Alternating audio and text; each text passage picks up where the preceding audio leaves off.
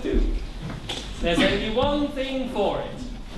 You will have to persuade Katisha to marry you, and then I can come to life without any fear of being put to death. Me? Marry Katisha?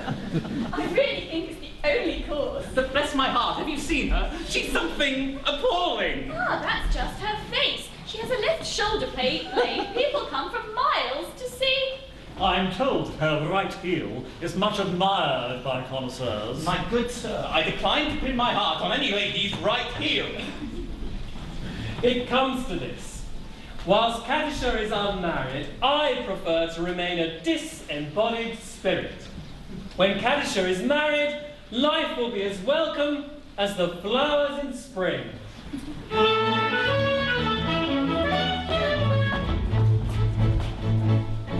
The flowers that bloom in the spring, tra-la, bring promise of merry sunshine. As we merrily dance and we sing, tra-la, we welcome the hope that they bring, tra-la, of a summer of roses and wine, of a summer of roses and wine.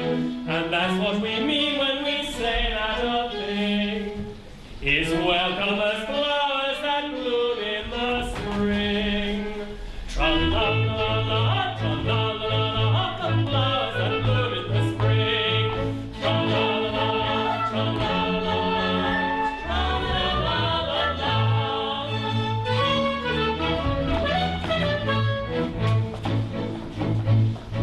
The flowers that bloom in the spring, tra-la, have nothing to do with the case.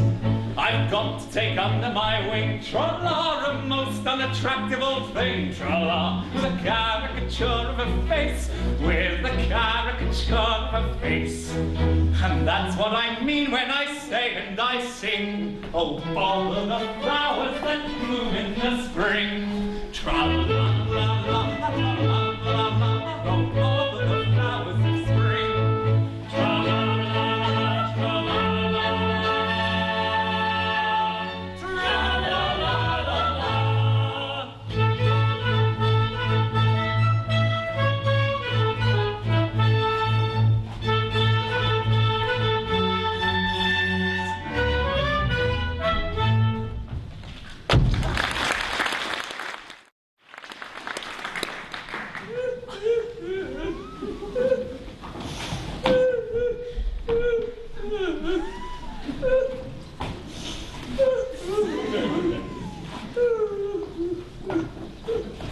Katisha? The miscreant who robbed me of my love, but vengeance pursues her. They are heating the cauldron. Katisha, the whole is stumbling at thy feet. Katisha, mercy! Mercy? Had you mercy on him? See here, you have slain my love. He did not love me, but he would have loved me in time. I am an acquired taste. Only the educated palate can appreciate me. I was educating this palate when he left me. Well, he is gone, and where shall I find another? It takes years to educate a man to love me. Am I to go through the weary round again, and at the same time implore mercy?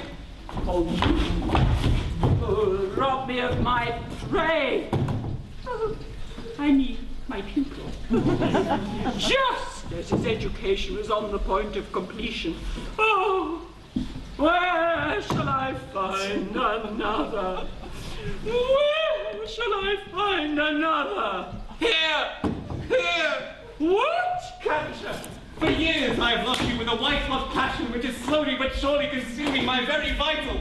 Ah! Shrink not from me! And if there is aught of woman's mercy in your heart, turn not away from a lovesick suppliant whose every fibre thrills at your tiniest touch. True, it is that through a thick mask of disgust, I have endeavored to conceal the fires that burn within me, but the flames shall not be smothered. They defy all attempts at extinction. Ow! And bursting forth, all the more eagerly for their long restraint. They declare themselves in words that cannot be weighed, that cannot be schooled, and that should not be too harshly criticized.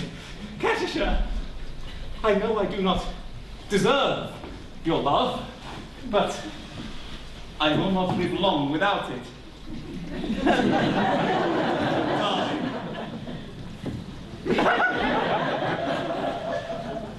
You, whose hands do reek with the blood of my betrothed, dare to address words of passion to the woman you have so foully wronged. I do. Accept my love or I perish on the spot. Go to. Nobody knows as well as I that no one yet died of a broken heart. You know not what you say.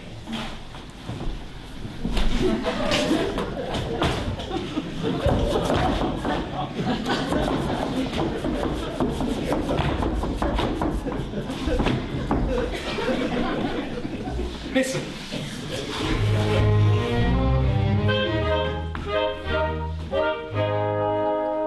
On a tree by the river, a little tomtit sang willow, tit-willow, tit-willow.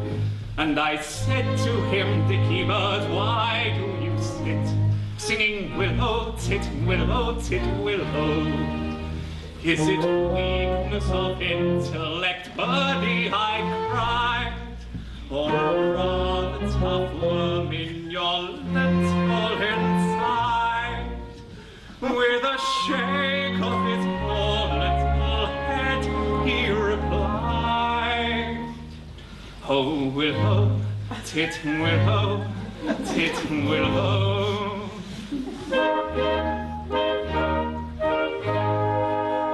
He slapped at his chest as he sat on that bough, singing willow, tit-willow, tit-willow.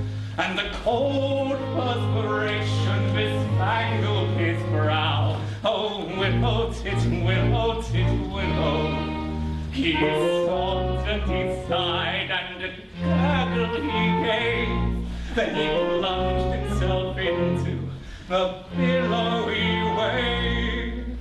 And an echo arose from the suicide's grave. Of willow, Tit-willow, tit-willow.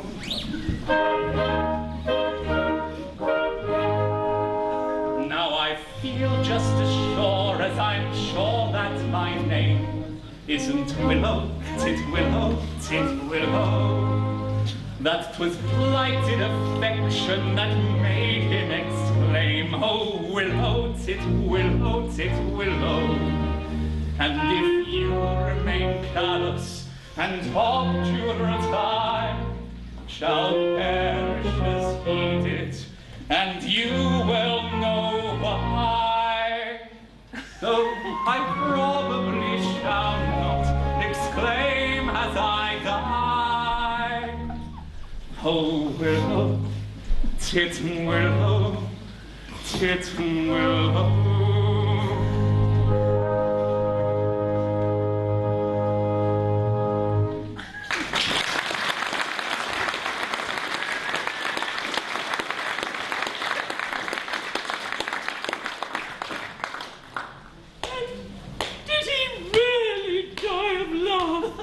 He really did.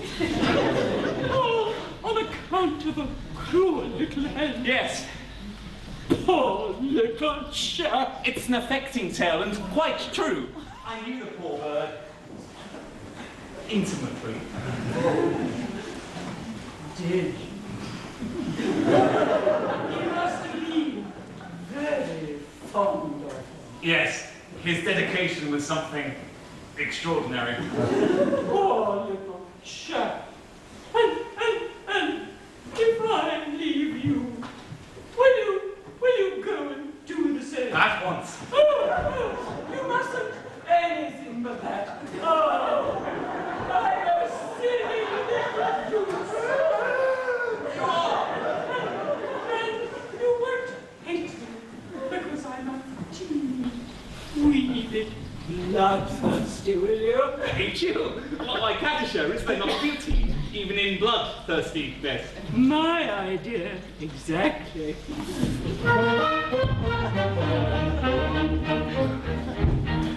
There's beauty in the manifold blast. There's grandeur in the roaring of the gale. There is eloquent outpouring when the lion is the roaring and the tiger is the lashing of its tail. Yes, I like to see a tiger on the corner of the tiger, and especially a lashing of its tail. Volcanoes have a splendor that is great, and earthquakes only terrify the dolls. But to people scientific, there is nothing that's terrific in the falling of a flight of thunderbolts. Yes, in spite of all my meekness, if I have a little weakness, it's a passion for a flight of thunderbolts.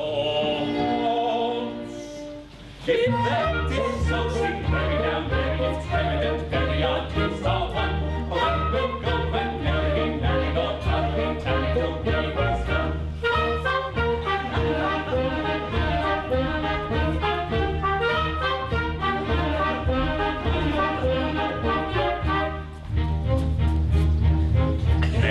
In extreme old age, do you fancy you're elderly enough? The information I'm requesting on a subject interesting, it's the maiden or the better when she's tough. I'll persuade Dominion, it's a general opinion that you'll last later longer when she's tough. Are you old enough to marry, do you think? Won't you wait until you're 80 in the shade? There's a fascination frantic in a ruin that's romantic. Are you sure you are sufficiently decayed? On the subject that you mentioned, I have given some attention.